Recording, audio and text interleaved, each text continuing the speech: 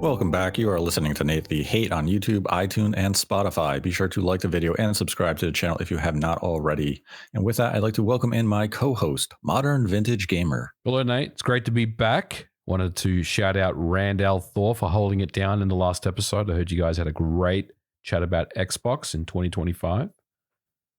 We did. We gave our predictions and our thoughts of what Xbox and Microsoft will have in store in 2025. And we came to the conclusion that Microsoft might have their best year ever with potentially 10 games releasing in the calendar year of 2025. And a lot of people are doubting that, whether or not Microsoft can deliver on that. But we felt as though this was very real for Microsoft. And finally, Xbox will have its year. But predictions don't always come true. And we know Microsoft has a habit of delaying games. So we will see if they can deliver in 2025 and give gamers a nice cadence of release on Game Pass and just on Xbox in general.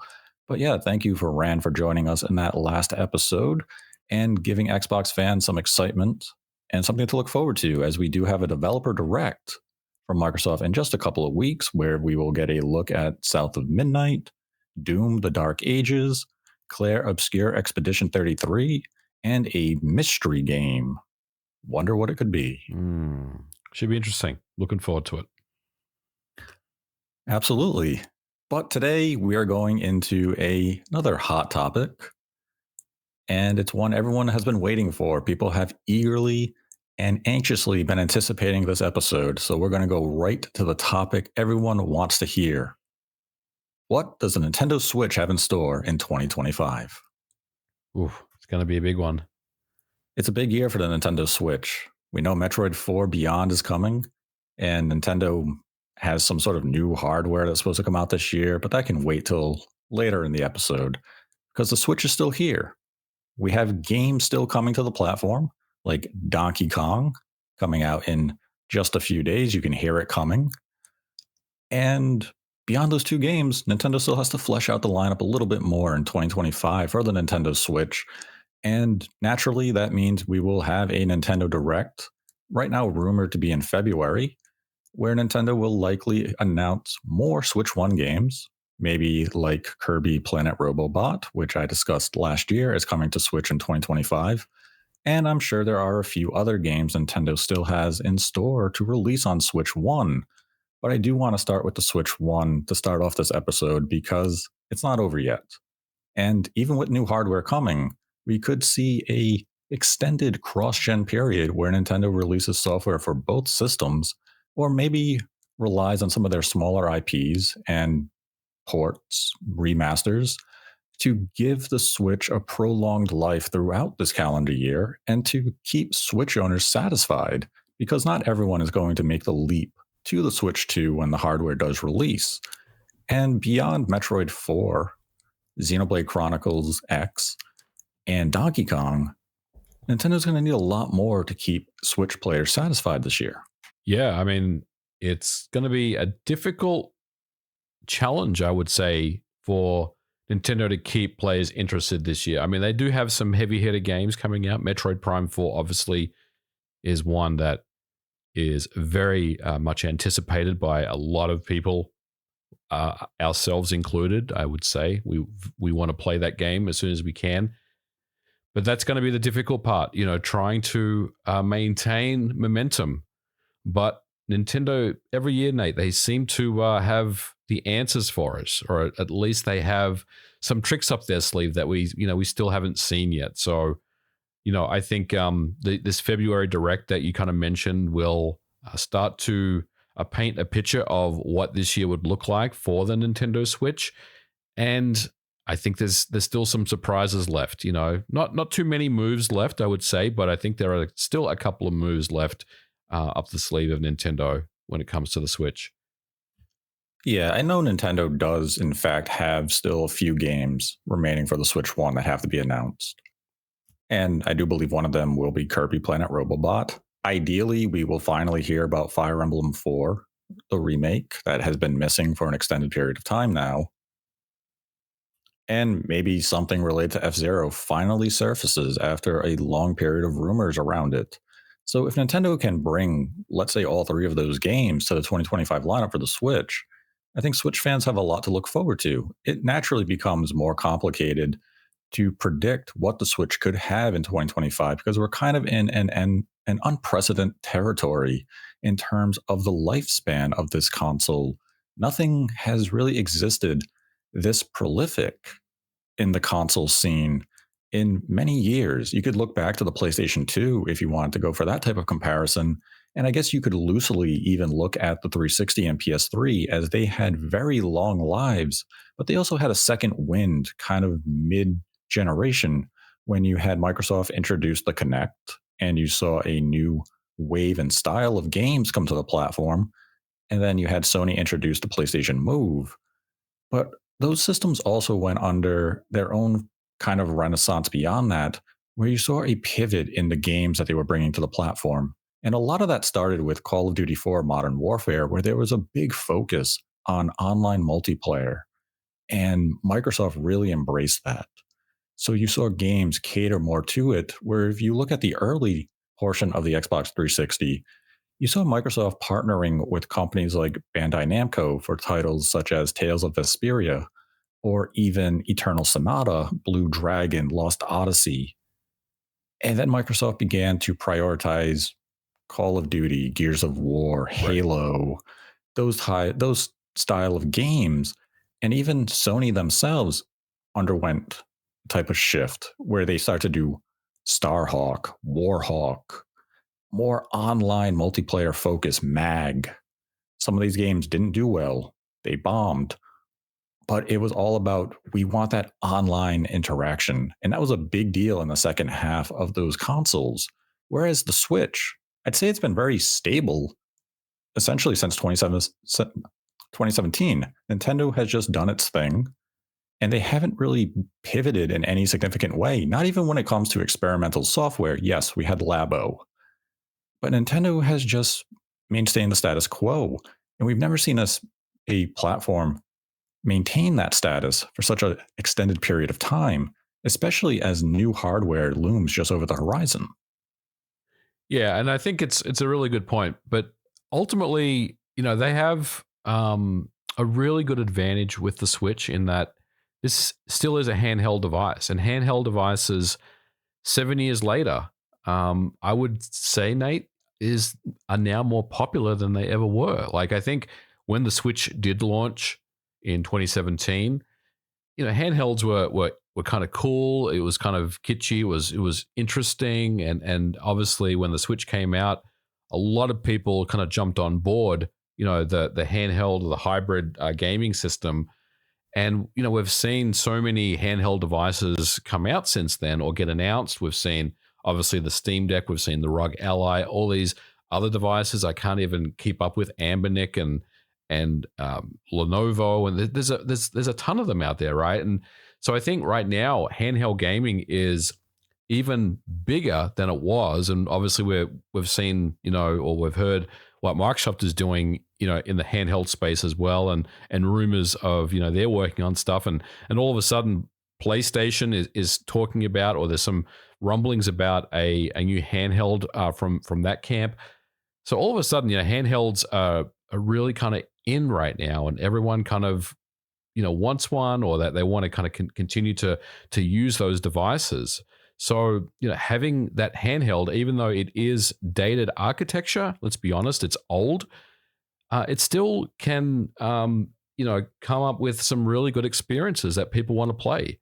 You still have that handheld experience, and a good game at the end of the day is a good game. So it doesn't surprise me that Nintendo hasn't really deviated away from just the core kind of way, to distribute and make games and offer experiences to their customers. Because at the end of the day, you still have a pretty decent handheld device, even though it is quite dated. Yeah, I would say anyone who maybe came into the Switch generation late into it, let's say they entered during COVID of 2020, their first game was Animal Crossing. Yeah. In 2025, there's still going to be enough software offerings, be it from third parties, indie studios, even Nintendo themselves, to keep that fan base satiated throughout this calendar year and maybe even into 2026. It's not as though the lifespan of the Switch is going to come to an end once the Switch 2 is introduced. I think Nintendo is going to continue to support the Switch, and they're going to view the Switch 2 as kind of an extension of the Switch itself, which means we could potentially see some cross-generational releases because we know the Switch 2 is backwards compatible. And it's just going to come down to which titles will Nintendo decide they want to, I guess, prioritize as cross-gen. Because naturally, I don't think a major mainline game, let's say a 3D Mario or the Switch 2, would be cross-generation because that's a reason to purchase that hardware. But smaller games, games from lesser franchises, I could see them kind of position as a cross-gen game. So let's just say, hypothetically, Nintendo finally brings Metroid Prime 2 to the Nintendo Switch, which would make a fantastic February Direct announcement. That game is exactly what fans for the Switch would want. Even though the Switch 2 is just around the corner, a release like Metroid Prime 2 gives you something that you can hold and feel warm about. This is a fun game to play.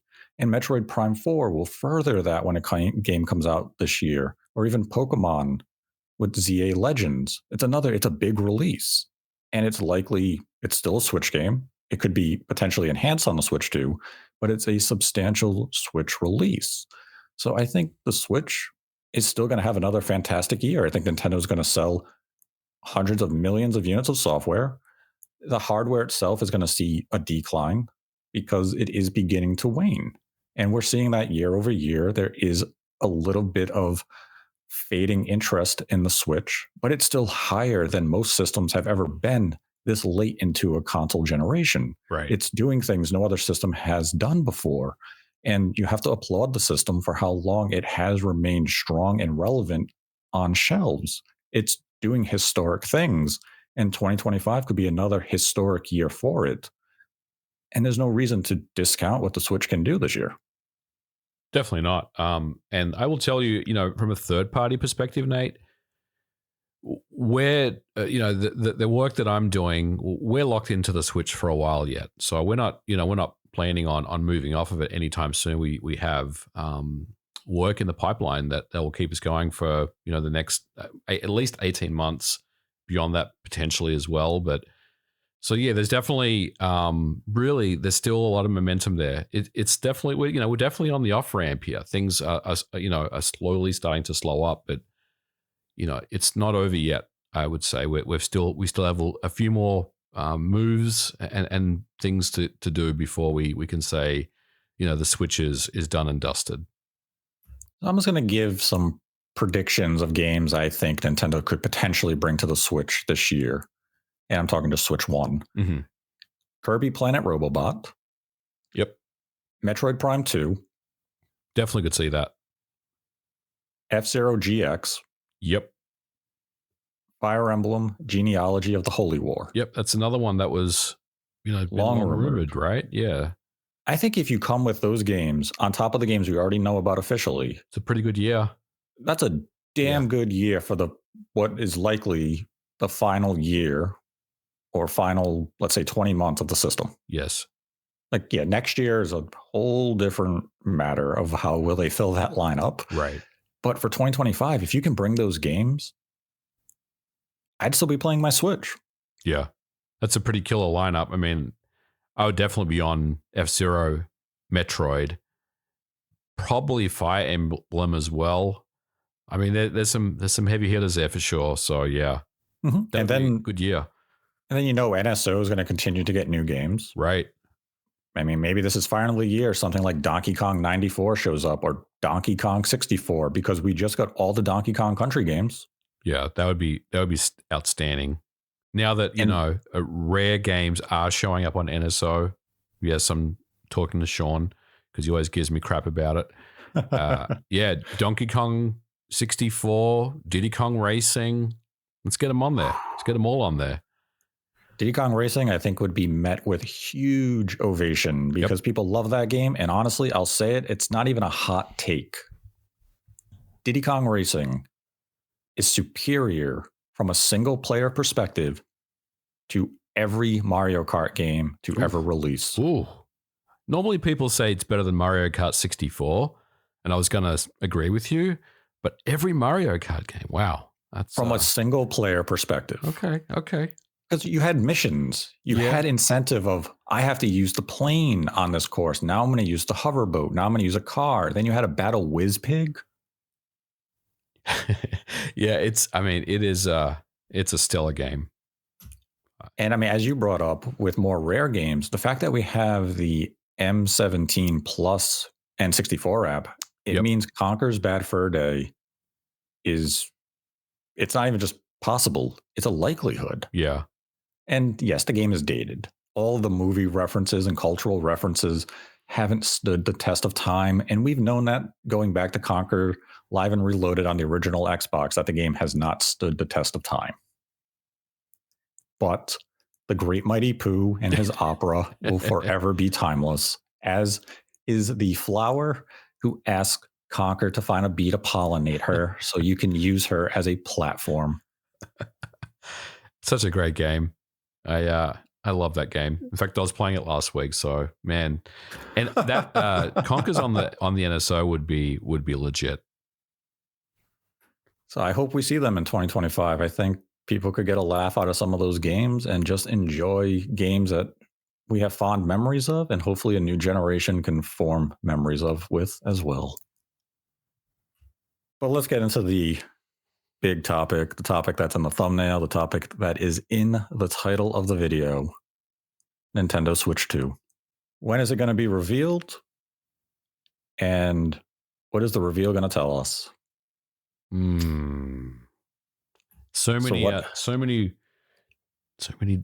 much speculation, Nate, out there. Rumors, speculation, all sorts of things going on.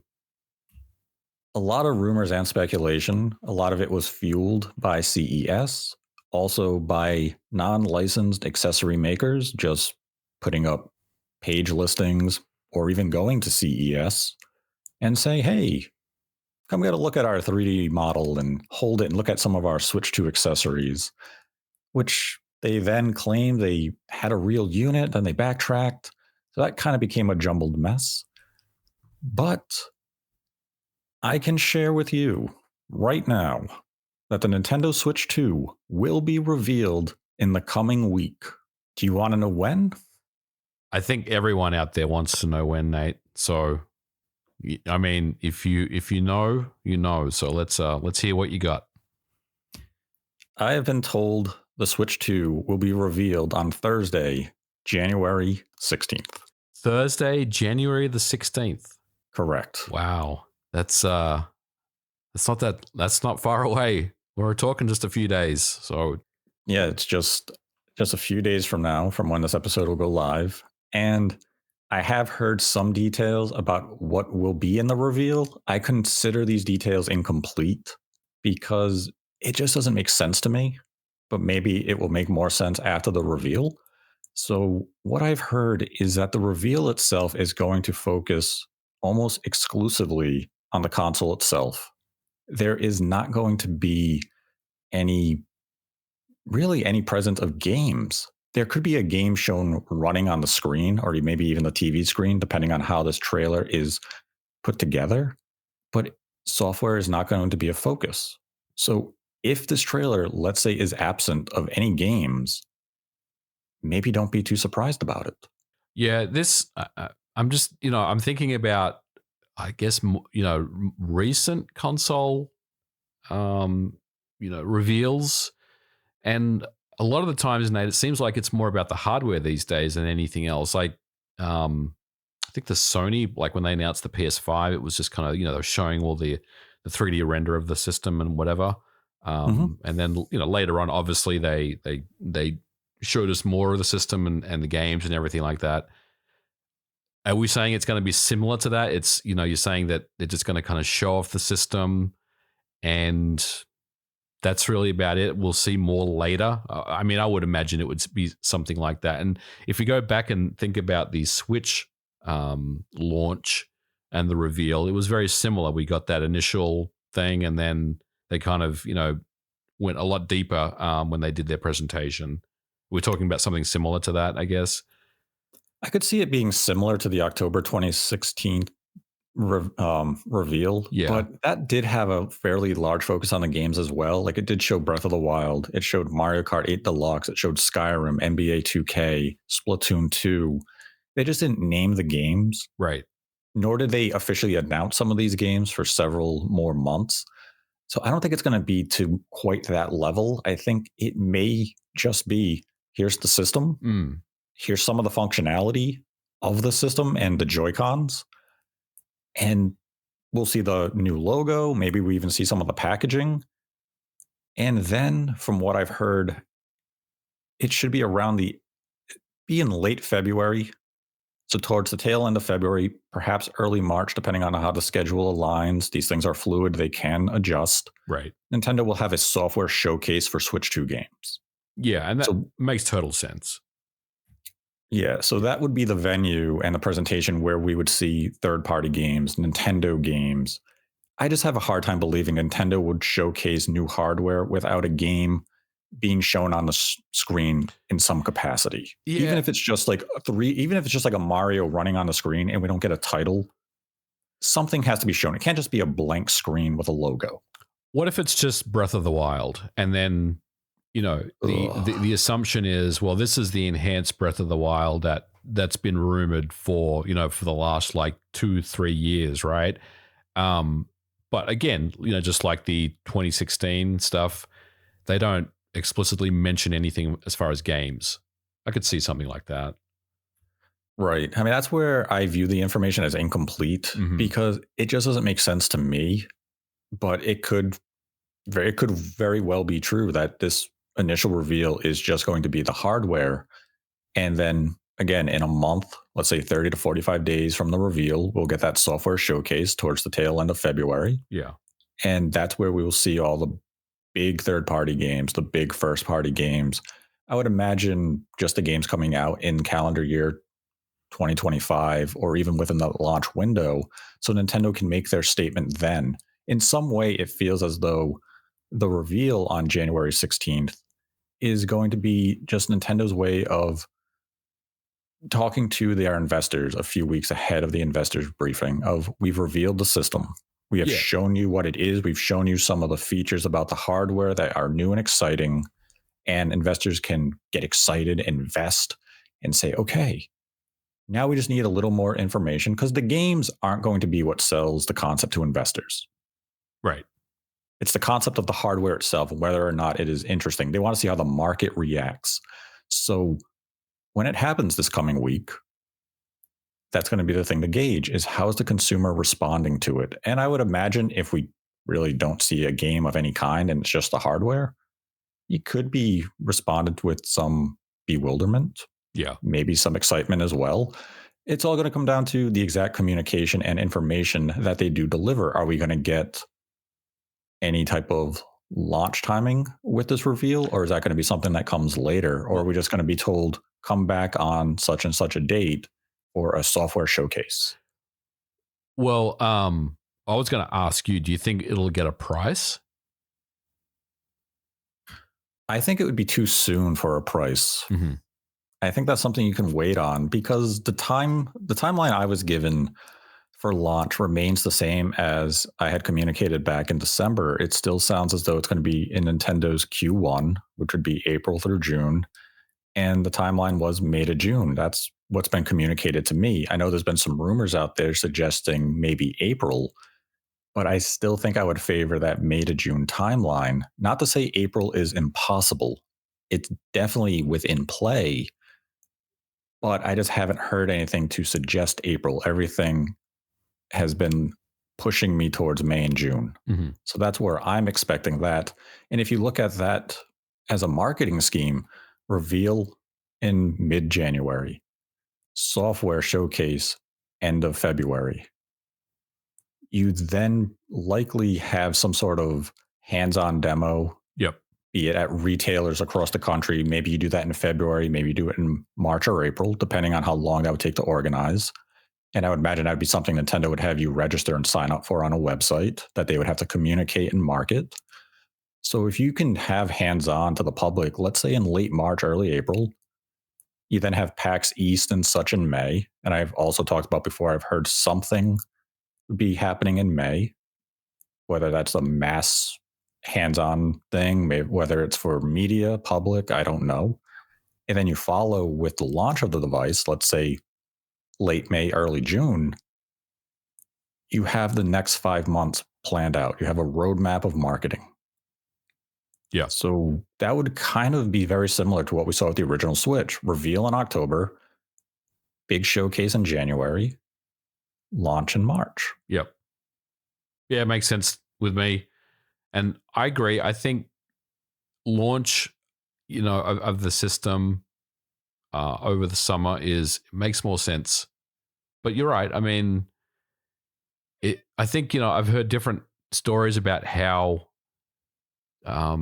people are saying that Nintendo may be moving faster this time around and to try to get the system out quicker. I don't know if I agree with that. I think, their plans have been set, and these plans have been set for a while. But that's very exciting to hear. So yeah, Thursday. So we'll have to see what this thing looks like. Now I have to ask Nate, because people are going to ask this question: What happens if Thursday comes and goes and we don't hear anything? What do we do? Then I would hope that it's Friday and it's just a time zone discrepancy. So we'll give you a window of time. Then how about that? Plus or minus 12 hours. Yeah, just this coming week. Okay. Yeah, this coming week. That'll work. This coming week should be the reveal, and I've heard it's Thursday the 16th. All right. Ideally, they would announce it like a day in advance to say, tune in tomorrow. And it's not just a random Twitter video drop, on Thursday morning. Well, I will say I'm very excited about this reveal. I think many of us have been waiting for this. Really to, just to know what we're looking at. There's been so much speculation and rumors and fake news and leaks and photo shots and 3D prints and all this sort of stuff. So finally we can put all that stuff to bed. We'll get the official name, which, the good money's probably Switch 2, let's be honest. And a look at the system. So that'll be very exciting. Would you be disappointed if the reveal trailer is just a video of the system itself and the Joy-Cons, something that we have seen in leaked images dating back to November or October? I would be a little disappointed, yes, if it was just a 3D print of the system, a render, where they're just kind of panning around the system and, zooming in a little bit, showing us a couple of the features, whatever. If it does look like just the 3D prints, because we're not really looking at anything different, maybe they'll, and again, we don't know, right? Maybe this is something they'll save for later, but will they tell us about, the mysterious new button that's on the system? It's hard to say. So I think if they just show us a look at the system and they don't really offer any more context, I'd probably be a little disappointed, because we're not really seeing anything that we don't already know, other than the fact that it's been made official at that point. So you'd want to see something like some sort of presentation or an overview that shows the Joy-Con mouse functionality, or at least for them to say the Joy-Cons can be used like a mouse, something like that. Here's the 8-inch screen. Yep. Yeah, I'd want a look at the system. What are the main features of this new system? In a very kind of brief bullet points fashion. But yes, I'd want to know what the big selling points of this system are over the original model. Mm-hmm. Yeah, I think that's only fair after all this time, all the build-up and anticipation. Yeah, that we finally get answers to a lot of the questions around the hardware. Exactly. And if you go back to what you were saying about investors, and you're right, this is probably a reveal or a presentation that's been built mostly to their investors, to basically let them know, hey, we fulfilled our obligations, like we said, a year prior about revealing the new system this fiscal year. And the thing that you were talking about, the investors don't really care at this point about the software. They want to look at the hardware and get familiar with what this new system looks like. So I do think that, that's what they're trying to accomplish here. Getting their investors on board and getting them excited about the next generation of Switch. Mm-hmm. And if they can give us the date for the software showcase as well to be, towards the tail end of February or early March, I think that would generate a lot of excitement. Yes. Amongst the player base. We'd be like, okay, we've seen the hardware. Now we want to see those games. Because that's the reason I'm buying this, is for the games. And I would say the software showcase is more important than the hardware reveal. Absolutely. And that's really the $1 million question about this new system. It's, what are the first party games? We have heard stuff like a new 3D Mario, a Mario Kart game. What are the big heavy hitter third party releases? There's going to be at least a few of them, I would imagine, that have been working on this new system. Again, we've heard rumors and rumblings about new third party games and big third party games. And also, Nate, we finally get to answer the backward compatibility question officially. What does that look like? We know it's coming. It's been confirmed. But what does it look like? Are we talking, patches? Are we talking just, a one-to-one with the Switch? Or are we talking about something else? So I think the software showcase is absolutely the most important piece of this going forward. Mm-hmm. And it'd be nice just for Nintendo to have a flow of communication, because they did that really well with the original Switch from that reveal. It felt as though each month we were getting a new piece of information. And then the launch kind of quickly snuck up on everybody of like, whoa, this was only revealed a few months ago and it's already launch day. They never lost that momentum or energy from October to March. And if they can replicate that now from January to, let's say, May or June, that's definitely a benefit to have for your hardware. And no matter what the other systems are up to, it doesn't matter if Xbox is having one of the strongest lineups they've ever had with strong releases every month in the first half of 2025, or Sony doing whatever they do. Everyone's going to be focusing on what's Nintendo, what's their next offering, what are they going to communicate to us next? And if they can go into February with a direct in the first half to detail what's still to come to Switch, and then in the second half, give us that software showcase for Switch 2 games, and then have public demos, even if you do have to register for them and it's only for a limited amount of people, and then you have something in May. Like with PAX East, it's very likely Nintendo will be there, and they'll have Switch 2 demo units. So whether that's around launch or before launch, there's still going to be massive lines for people to get their hands on that hardware. And then you launch the system. That's just a strong breeze of energy for your brand. And then when you mix in the games coming to the Switch, Donkey Kong, Xenoblade Chronicles, everyone's going to be talking about Nintendo for the next few months. And it's pretty big. Everything an investor from Nintendo wants to hear. Exactly. Yeah. I mean, that scenario is likely going to happen. I think that there's so much momentum there where you've still got a strong current system with a strong roadmap of games, and then you launch a new system with a lot of momentum and a lot of excitement with new experiences, a whole new list of games as well. So yeah, it's a pretty good situation to be in. Now, you did bring up first-party software for the Switch, so I think we should, speculate, predict what could be there for the launch of the system, as well as just within that launch window and first year of the system, because everyone wants to know what game will Nintendo be bringing to sell us on this new hardware. And it's, there's tons of possibilities. Yeah, look, I think the 3D Mario game is what I would put money on. But a lot of people, say that there's a 3D Mario Kart, a new Mario Kart game, Mario Kart 9 game. I don't know if there's a Mario Kart 9 game at launch personally. I think there is one coming this year, but it would be, more aligned towards the holidays. Not right at the holidays, but later on this year. And I don't remember exactly, when did When did Mario Kart 8 release, Nate, on the Switch? Was that That was just a few months after it launched. I think it It's was like 2 months after. April? I think it was May or April or May. I think the same thing's going to happen again. Well, that's not entirely true because we're saying that the system's not going to launch until probably around that time.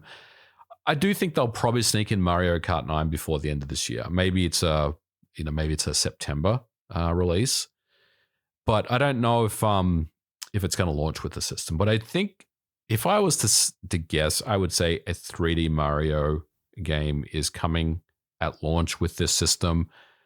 It could be Mario Odyssey 2, or it could just be a new adventure, a whole new game for a whole new system. I couldn't speculate on that, but that's what I think. Beyond that, let's see what you got first, and maybe I'll think about what else they're going to bring this year, because there's going to be more games that they're working on that I think they're going to try to get out for this year. See, I'm actually thinking the reverse of what you said. I'm thinking Mario Kart is a launch game. Okay. And the 3D Mario game would be the holiday game. Yeah. I mean, could easily go that way. The big wild card for me is what do you do with Metroid Prime 4? It's kind of too big just to be a Switch 1 release, even with the backwards compatibility. It feels as though could they maybe have had the time at Retro to enhance the game slightly for a Switch 2 release. It's not going to take advantage of every single feature that the Switch 2 has. It's not going to have advanced ray tracing. It may not utilize DLSS to the fullest. But could they enhance it enough? Sure, it could just be a resolution bump. I mean, look at if you remember the games that kind of dropped on the Xbox One and PS4 at launch, but there was also 360 versions available as well, right? And most of the time, it was just like a resolution bump and a frame rate bump. And that was good enough. That's still, I would say, an enhanced version, even though not really much else, was put into it. So, if Metroid Prime 4 runs at, I'll just say 900p on the Switch, and you're getting an upscale 4K on the new Switch, that's pretty good, right? I mean, I think that would be enough for people to say, yeah, that's the enhanced version. I want to play that one. Mm-hmm. Yeah, because that's the game that's really that just wild card, because it feels as though maybe Nintendo hasn't given an exact release date to Metroid Prime 4 due to the Switch 2. It seems like that, doesn't it? Like, it seems like this game is ready now, and it's really just a matter of trying to put the chess piece in the right place, to figure out the next move. And especially when you look at previous generations, when you had Twilight Princess coming to the GameCube, and then, we actually kind of jerry-rigged it to be a Wii launch game. Yep. And then you had Breath of the Wild. It was a Wii U title until they brought it to the Switch. So Nintendo does have this pattern that sometimes when a late generation game of a mainline franchise comes this deep into the generation and it's bordering the launch timing of new hardware, that they try to position it also as a launch game for the new system. In Metroid Prime 4, if it does get an enhanced resolution, and let's say it's even 120 frames a second, just super smooth, that might be enough for you to play it on your Switch 2 versus your Switch. I still think Nintendo, even if you did have Metroid Prime 4 as a cross-gen release with Mario Kart 9, I still think Nintendo needs one other game. They need something a little more epic and grand for a launch lineup there from themselves. And I just don't know what it could be. I personally don't want it to be an enhanced version of Breath of the Wild or Tears of the Kingdom. They are good games, but those are games I do not need to revisit. The visual upgrade would have to be so enormous for me to restart Breath of the Wild from zero. And I just don't think that is going to be enticing enough for a consumer like me to get excited. I need something new, something fresh. Well, and maybe a studio has something. Let's dig into that a little bit, right? So Tears of the Kingdom, I think we can both agree probably is not that game, because its sales hasn't really kind of moved the needle. It's obviously started out very, very well, and it's just kind of tapered off, right? It hasn't really had that tail. But Breath of the Wild, mate, continues to sell even to this day. It continues to move a chunk of millions of units every time, we look at the sales numbers, right? It's still that evergreen title that just continues to keep selling. So what if that game is the enhanced Breath of the Wild? Now, maybe it's not something that would appeal to you, but if they are still selling Breath of the Wild at a nice clip, then why wouldn't you have that enhanced version for sale where, Nintendo simply says, hey, we've got that game on that new system. So, you want to play it so bad, why don't you buy a new system and the game? Because we have it and it's enhanced. So I don't know. I think Breath of the Wild for me, I don't know. I can't rule that one out. I could see it. I could definitely see it happening. I just hope it's not the case. I want something new. And even like Mario Kart 9 being there, it's going to be a very fun multiplayer game. Maybe they take cues from Diddy Kong Racing and flesh out that single player a little bit more with missions and boss battles and such. I just want that big epic game. Yeah. As part of that launch window. But maybe Nintendo can surprise and they resurrect a long sleeping IP and they make that a launch game. Maybe, what if we had a brand new wave race game with ray tracing and everything that looked beautiful? Oh, yeah. Give it to me. I'd love that. I mean, that's definitely incredible. Pie in the sky stuff. But something like that would get me very excited about the launch from a Nintendo output. Because I think third parties are going to show up quite strong. And we can go to the third party prediction speculation segment right now. Is that I've already discussed some of the third party games that will be coming to Switch 2. One title coming in 2025 is going to be Final Fantasy VII Remake.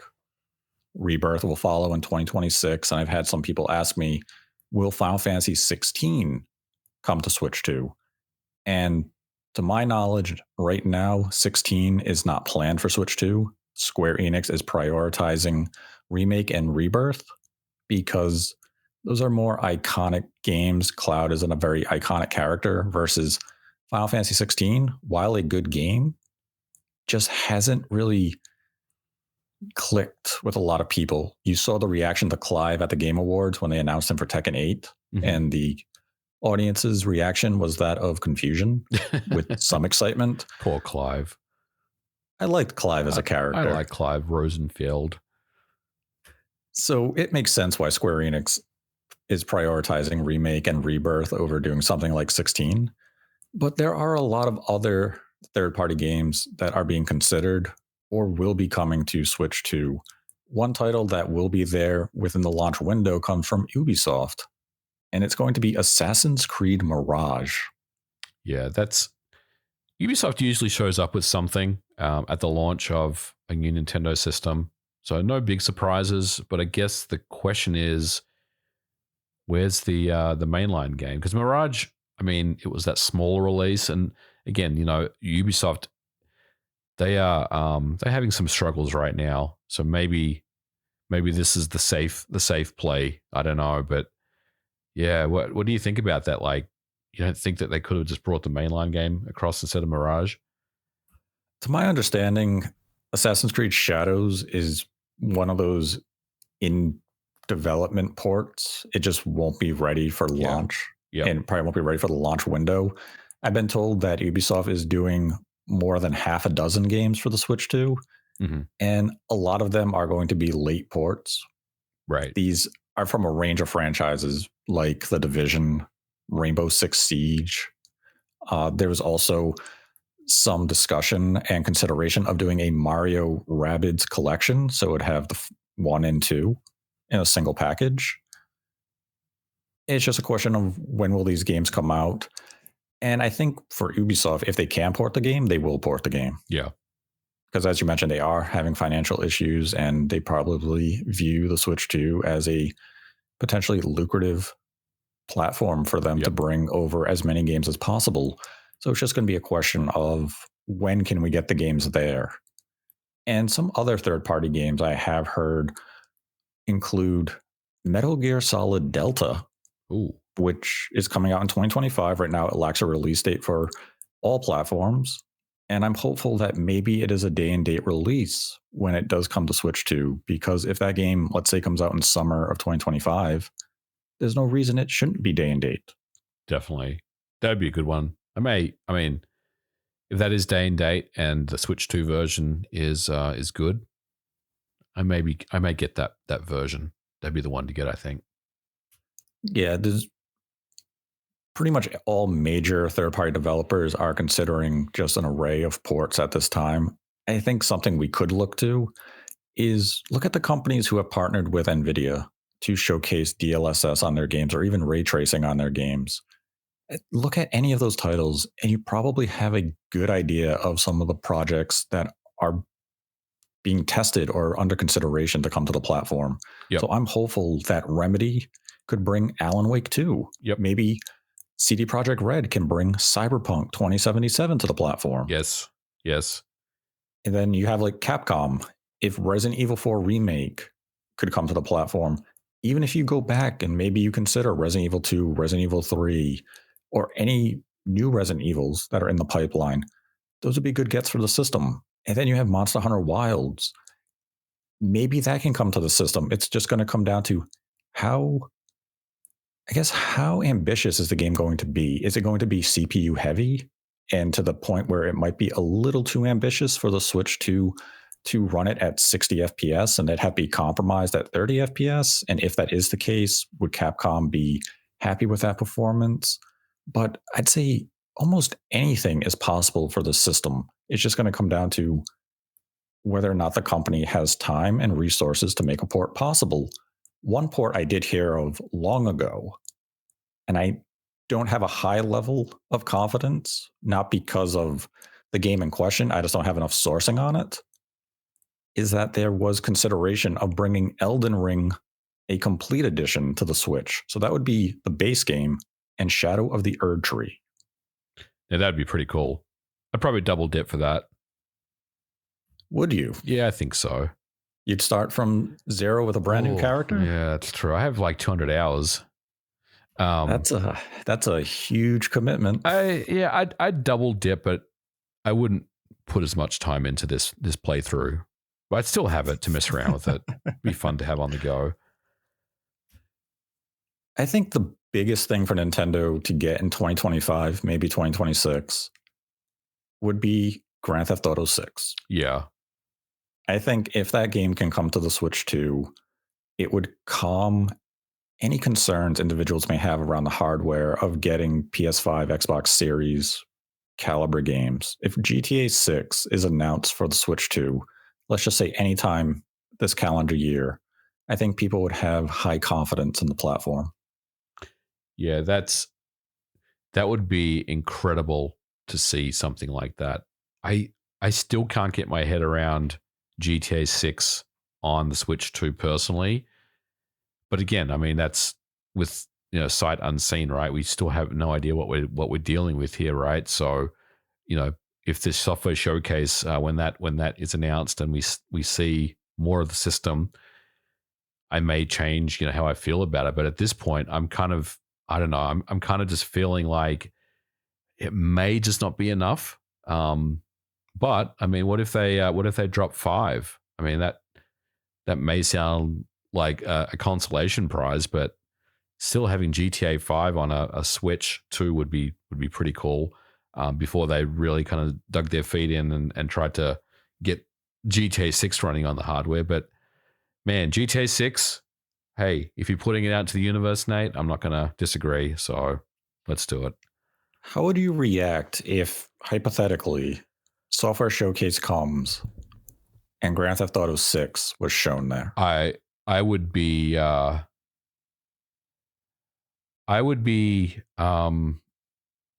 blown away, not like the reveal of Mario 64 on the Nintendo 64. That at about that level, I would say. That would be incredible if they your mind would just be blown. Yeah, no, that would be something. That would be something. It would be something. And I mean, I put some other stuff in the Microsoft episode as well. And, Sony will be here with MLB The Show. Yes. as well on the platform. And finally, it could look good because the Switch version of MLB The Show was not the platform I ever played the game on because it was so inferior from a visual standpoint of why would I want to play such a compromised version? But now it's possible that you could have a good fidelity baseball game Yep. on the Switch or on the Switch 2, a Nintendo platform. And I'm hopeful that EA shows up with really strong support because EA really didn't support the Switch all that much. They showed up late in the console generation, and you had FIFA in the early years, and then they became the Legacy Edition. But I'm hopeful that we can see EA show up with a Battlefield game, Madden, FIFA, Yeah. their full slate of games. Yeah, and throw in a Titanfall 2 while you're at it. Get that on the system. That'd be really cool. Titanfall 2 was too pure for this world. That's true. People didn't realize what we had until it was too late. Not wrong.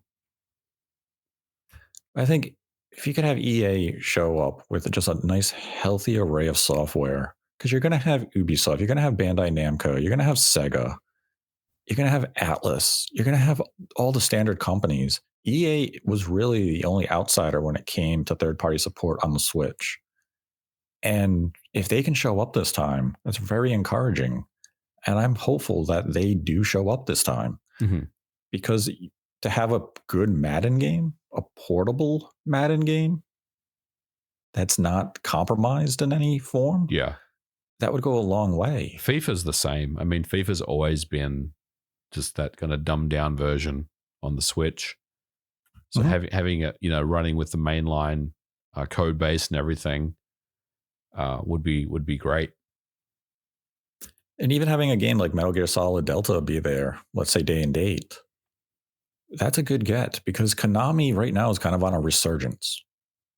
They've been doing very well over the last couple of years with their releases. Silent Hill 2 shocked the world last year. Bloober Team delivered. Everyone is looking forward to Delta now.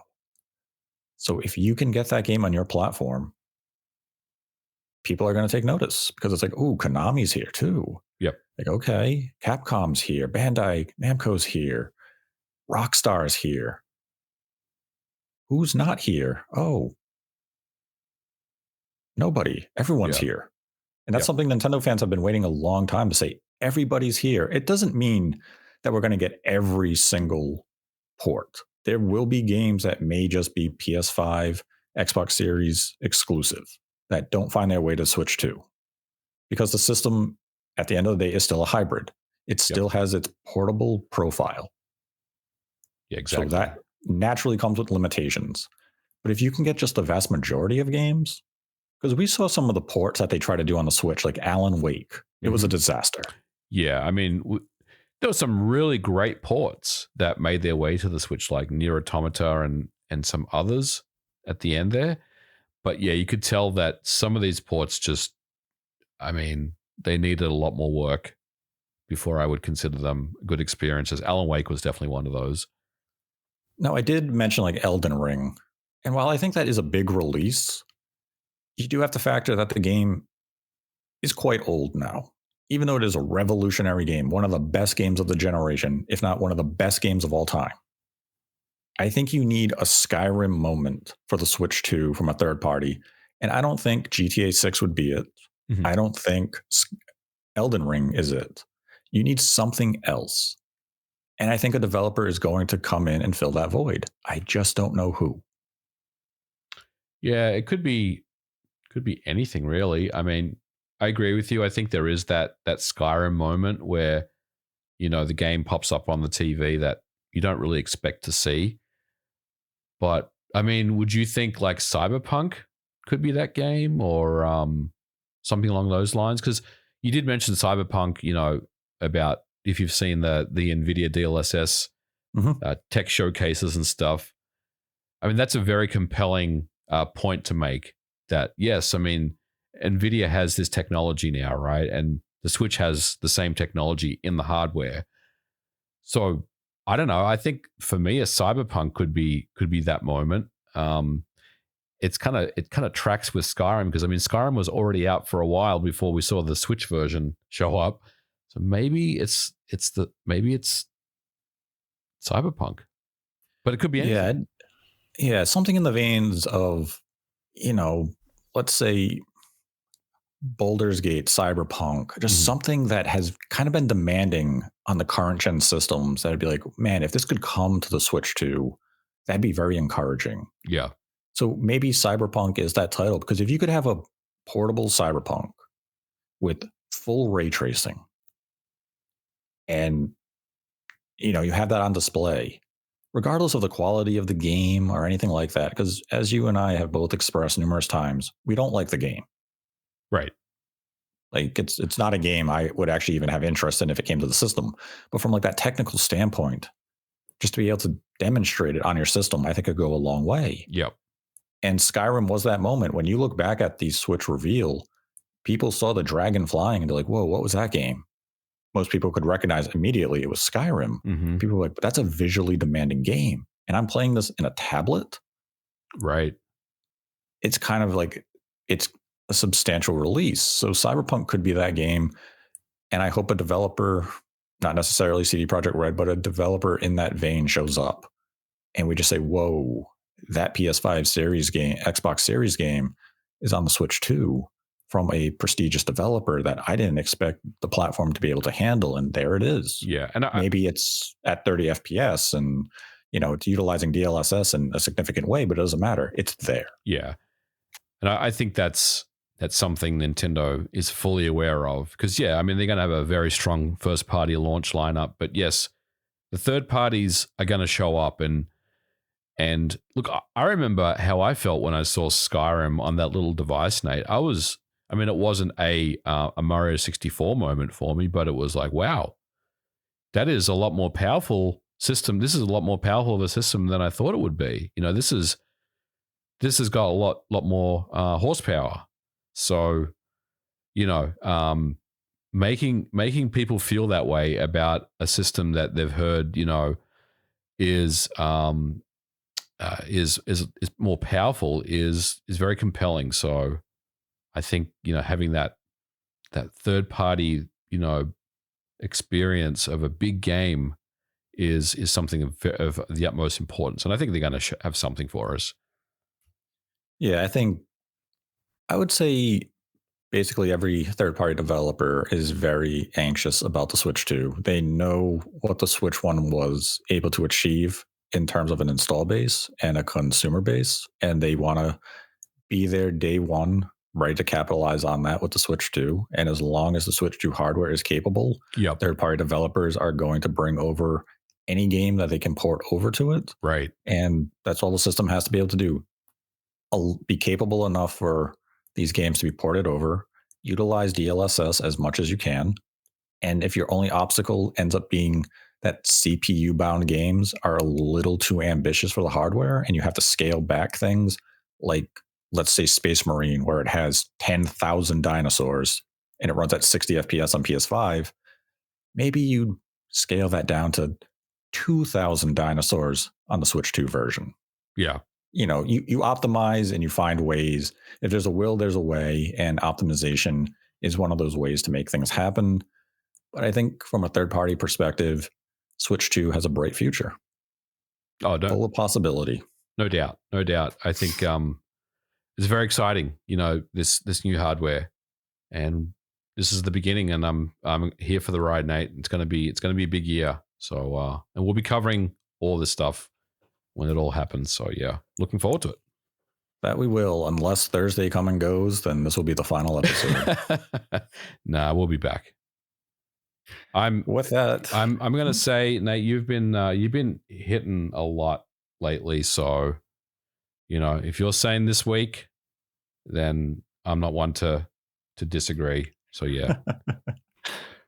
Nintendo will hear this on Monday morning, say, we were going to do this in 3 days. Change your We plans. can wait. We can wait.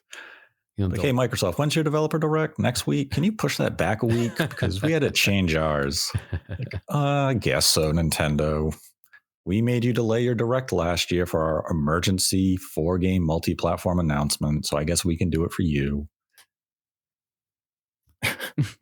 But with that, we go to YouTube membership questions for this episode.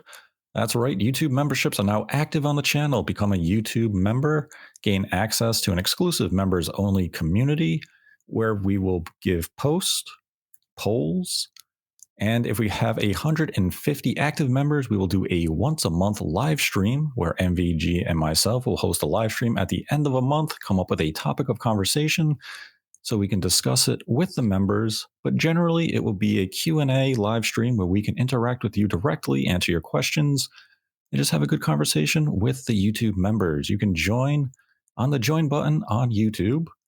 We also have Streamlabs where you can submit your questions and we'll answer those at the end of the episode as well. But we start with YouTube members for this episode. And our first question comes from DC Fat Cat.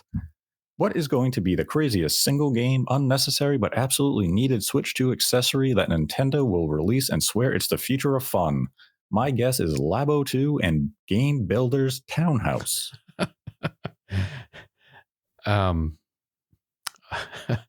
I have no idea what they could do. I feel like I don't know, Nate. Like, I mean, they're doing a lot of stuff with Lego right now, so maybe something along those lines I could see potentially.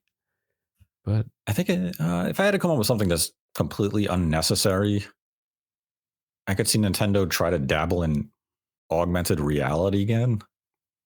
They did it on the 3DS where we had was it Face Raiders or something? That's right. And then we had Spirit Camera that used the augmented reality and just a couple of other things. And you never really heard it acknowledged or seen again. I could see Nintendo dabble in augmented reality again just because. Why not?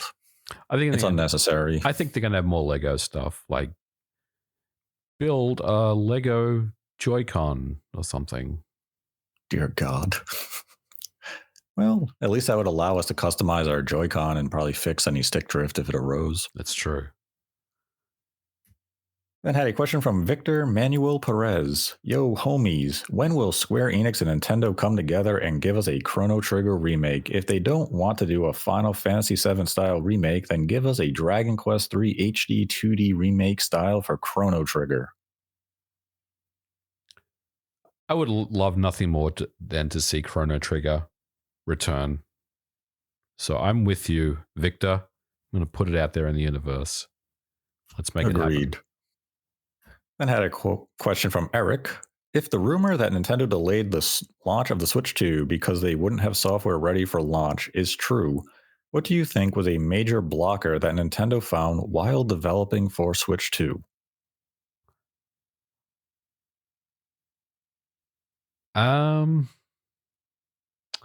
It may not have been any difficulty with the hardware per se. It could just be they fell behind on software and weren't hitting milestones as they thought. And I mean, this is new technology for Nintendo. DLSS and upscaling really isn't something Nintendo has dabbled with all that much.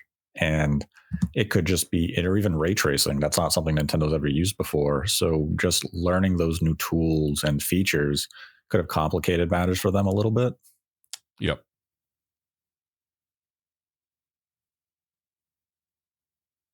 Then had a question from GamerCom64. Hey, Nate, the Hate, and MVG. Do you guys think the Nintendo Switch 2 menu eShop will be a half-baked experience and full of brand synergy?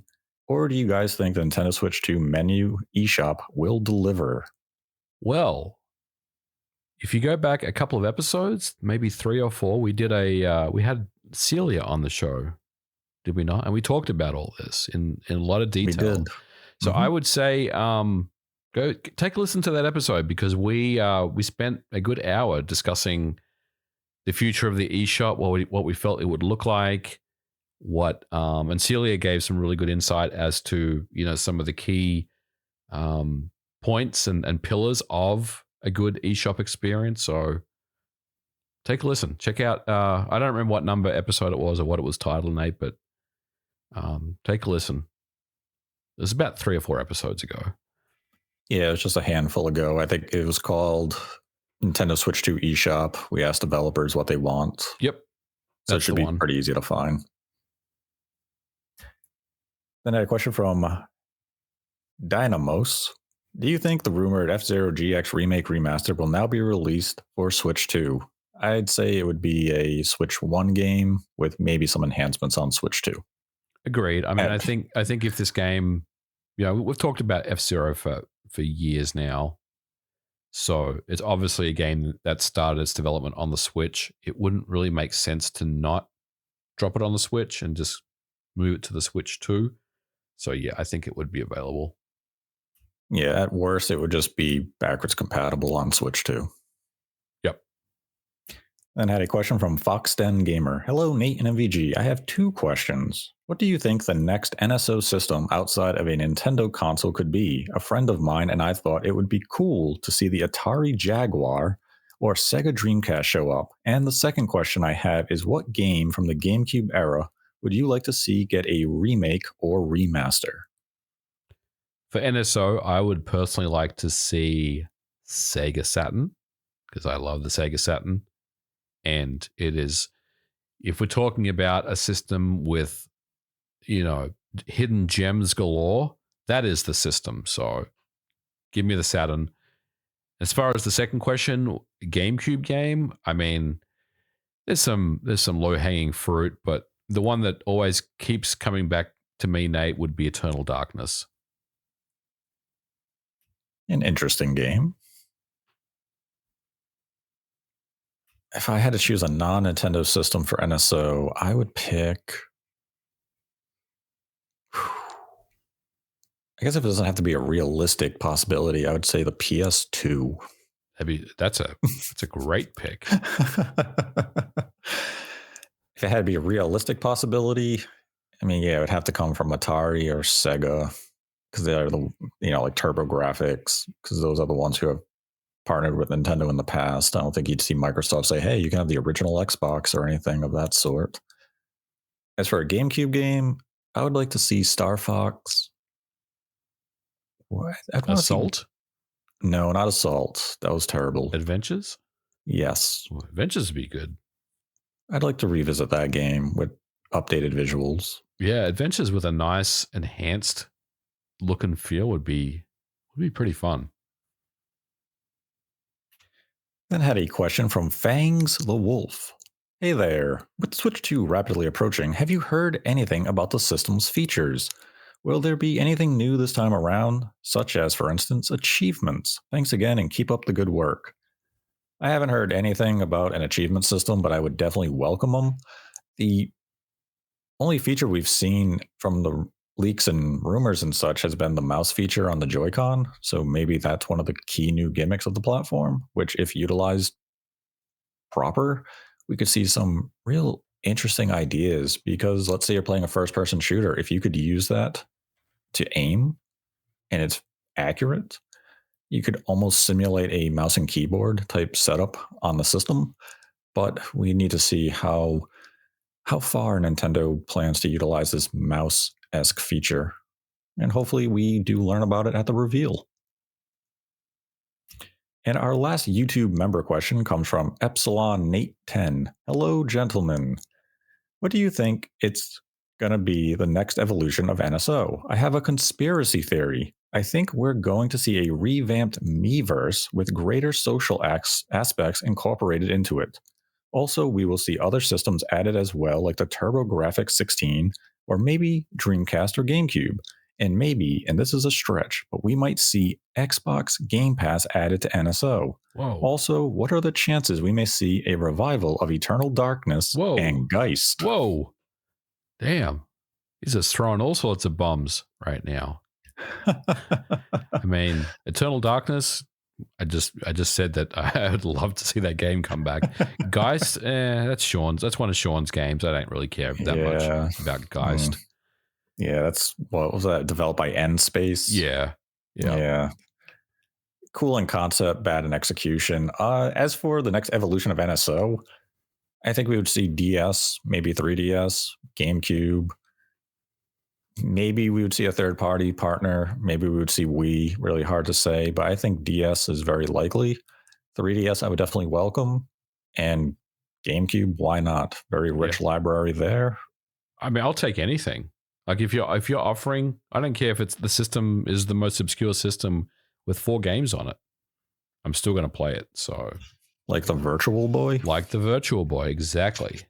Or the 32X, another one of Sean's favorite systems. I would welcome the Virtual Boy because some of those games are legit good. Yeah, and great experiences. And we know Nintendo has a Virtual Boy emulator because it's running at the Nintendo Museum. That's correct. Yeah, you can run. Virtual Boy is achievable on the Switch with a good user experience as well. So yeah, I'll take Virtual Boy. Give us Wario's Woods, Nintendo. Yeah. Mario Tennis. It's a great version. Great game. And these are the Streamlabs questions we have for the episode. First one comes from Anonymous, who donated $5, and they ask, "Hi, Nate. Just wanted to ask if you think we will see Nintendo's next Zelda project this year, whether it will be a tease for the next game or maybe an announcement of a Switch 2 remake like the speculated Ocarina of Time remake." Really hard to say when we would see the next Zelda game. And it comes down to how Nintendo wants to approach marketing. When we view Nintendo's marketing throughout the Switch lifecycle, they were generally very conservative with their marketing. They didn't announce games too far in advance outside of Bayonetta 3 and Metroid Prime 4. And we saw how that worked out for those two games. So I think Nintendo may take a more conservative approach and it will focus on games coming out within a 12 to 18 month window, which we typically saw them do over the course of the generation. So for the next Zelda game, I wouldn't be surprised if we didn't hear anything about it until maybe late 2025 or some point in 2026. As for an announcement of a remake or a remaster of a Zelda game, we do have the rumors of an enhanced version of Breath of the Wild, so maybe that could be the Zelda game we hear or see in 2025. It's hard to say, and I know there is that rumor going around of an Ocarina of Time remake. I'm not sure really the origin of that. I also have a hard time really believing that they would remake Ocarina of Time again. They did do the remaster remake on the 3DS, and I'm curious whether or not the game would stand the test of time in terms of that overall design in 2025. It's still a fantastic game, but after going from Breath of the Wild and Tears of the Kingdom to a very linear structured Zelda, I think it could face a little bit of like pushback from the gaming community who's never played a Zelda of that style, and it might feel antiquated. So maybe Nintendo will just relegate that to NSO. Let's say they bring 3DS, they give you the Ocarina of Time 3DS version. But I wouldn't oppose a remake. But I would also want them to be ambitious with it. Correct. The difficulty with remaking Ocarina of Time is, I mean, it's 99 on Metacritic, right? It's like the highest rated game ever, right? I'm pretty sure it's 99 on Metacritic, or it's 98. Anyway, it's, to many people, it's perfection. It's their favorite Zelda game. And it's usually for those that are, older, right? In kind of my demographic and maybe in their, people in their 40s and maybe their late 30s, right? Would consider Ocarina of Time their favorite Zelda game ever. I know it's, again, Sean's favorite. It's not my favorite. I would take Link to the Past as my favorite one. But Ocarina of Time is definitely, I mean, it's top 3 for sure, right? So the difficulty with, remaking that game is it's very, they have to be very careful they don't, annoy the original diehard fans of that game with a new experience. And I think, if you kind of treat it the same way as something like a Resident Evil 4 remake, where you're introducing it to a new audience, but you're not, upsetting original fans of the game, even though some people didn't like the Resident Evil 4 remake as much as the original GameCube version. I personally think it was very, very well done. You really have to kind of go all or nothing on this project. This is not a, this is a game that is there to fill a void. This is a very important. If you're going to remake Ocarina of Time, it has to be respected and it has to, be a game that basically takes a lot of development time, almost as much as a mainline Zelda game, I would say. So I think Nintendo is aware of that. I'm not saying that doesn't exist, but yeah, I'd be pretty bummed out, Nate, if they just had like a remastered version of Ocarina of Time. Maybe I don't know. I mean, it may not be what they're looking for, but I think if they do remake the game, then they're going to put a lot into it, and it wouldn't be something that I would expect to see for a while. Yeah, it's always been my concern is I don't want it to look like one of those Unreal Engine 5 assets of Yep. like, I remade Ocarina of Time. Like, it looks terrible. I don't want that. I'd want, yeah, like kind of similar to what they did with Resident Evil 4. I want some ambition. I don't want them to do the Final Fantasy 7 remake direction where they change story beats or anything of that sort, or make it a pseudo sequel without calling it it. Mm-hmm. I'd, so I'd rather Ocarina just stay the way it is. If you want to make a game similar to Ocarina of Time and a Breath of the Wild style game of a huge open world, go for that. Yeah. But don't call it Ocarina of Time remake. I think that's the thing. If you're going to remake the game and you start getting too ambitious and it becomes too different, just make it a new entry. Make it its own game at that point. And I'd be fine with that. Then had a question from Anonymous who donated $1, and they write, What's stopping Nintendo from making dock having extra processing power? External GPUs are a thing for a long time now. Even some handheld PCs can use them. So why not switch? Is it just the bandwidth problem? So one of the things I have kind of speculated in my own head is that I hope the Switch 2, while docked, is just able to break free of its own shell. Because we've seen what the Switch can do while docked when it's been hacked or it's overclocked.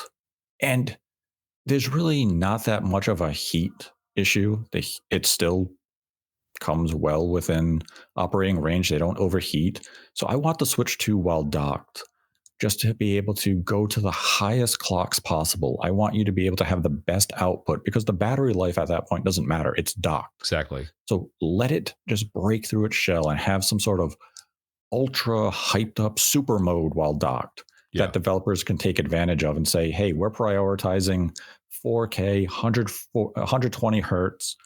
We're going to use this higher dev profile and we're going to make that a reality for our game so we can look and run the best it can. And I want that to be reality. Whether it will become reality, hey, we will find out. But I hope it can be, because I don't want to see the system held back due to some arbitrary limitation Nintendo has placed on it. Yeah. I'm hopeful that's the case as well. That we'll see something like that. As far as the dock, I think the original Switch, even though it does have USB, the USB was not fast enough to do anything like that. This new one, I mean, we haven't seen it yet. I would say it's probably a high-speed port. It's possible that there may be something in the dock, but look, I don't know. We'll learn more about this literally in the coming weeks. So we'll have that answer for you. Then the final Streamlabs question comes from Aries Play, who donated $1, and they write, the EU will soon require all portable devices to have easy user replaceable batteries starting from 2027. This is also going to include Nintendo. How do you think they are going to handle this? Is this going to harm them in any way? EU is too big of a market for them to lose. Technically speaking, prior to the Switch, every single portable Nintendo platform had replaceable batteries. You could buy a new battery for your DS, your 3DS, and naturally, the Game Boy Advance, the original, and the Game Boys all used AA batteries. Game Boy SP did have the built-in lithium, but you could unscrew the back panel, place the battery in that.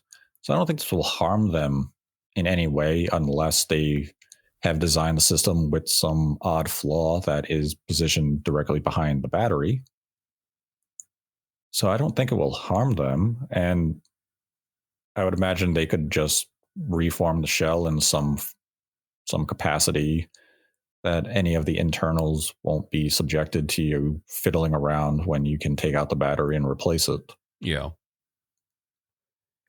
Yeah, I agree. I don't really know enough about EU kind of rules and regulations and laws to really have an answer on it, but there's always a way to satisfy, those laws, right, in the EU.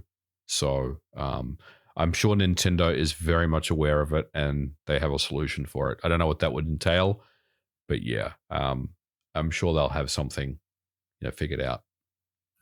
Yeah, I think the only company who's going to have a bigger issue with that law is going to be Apple, because Yes. Apple has never allowed the user to replace their battery in an Apple Yep. device. Yep. So if you had an Apple phone, ugh. Yeah, I mean, all Nintendo needs to do is have a little panel, honestly, if they need to at the back.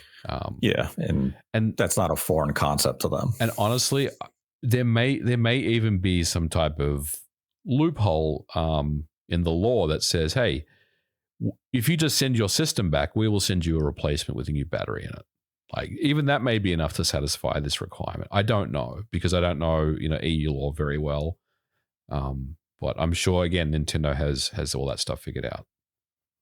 Yeah, I think the Switch really was the only system that Nintendo didn't allow users to remove and replace the battery, because they sold a battery replacement for the Wii U gamepad. They also sold a bigger battery for the Wii U gamepad. Yep. So Switch is really the first one that's ever encountered this, and it's something they will address once they need to, whether it's through a revision of the Switch 2 or whatever. Nintendo will comply and satisfy the needs of the EU regulators. But that is our final Streamlabs question and YouTube member question for the week. We have a Streamlabs link in the description below. You can donate any dollar amount, ask a question. We'll answer it at the end of the episode. Donate $100 or more. We'll dedicate the episode to you. And we have a YouTube membership join button right there next to the like and dislike button on the video. If you enjoyed the video, give it a like. If you didn't, give it a dislike, and let us know your thoughts on the Switch 2's impending reveal, and the possibility that the Switch 2 reveal may just be the console and the games will come a little later at its own independent software showcase. Let us know whether or not you like that in the comment section below. And with that, I'd like to thank MVG for joining me. Always a pleasure, Nate. Thanks for having me on. And until next time, continue to embrace the hate. With Nate and MVG, dissecting all the lies. Make the hate rocket hard, MVG dropping knowledge bombs. This podcast sitting strong, guiding us where we belong. Through the pixels and the codes, breaking down what future holds. Nate and MVG showing us the gaming gold.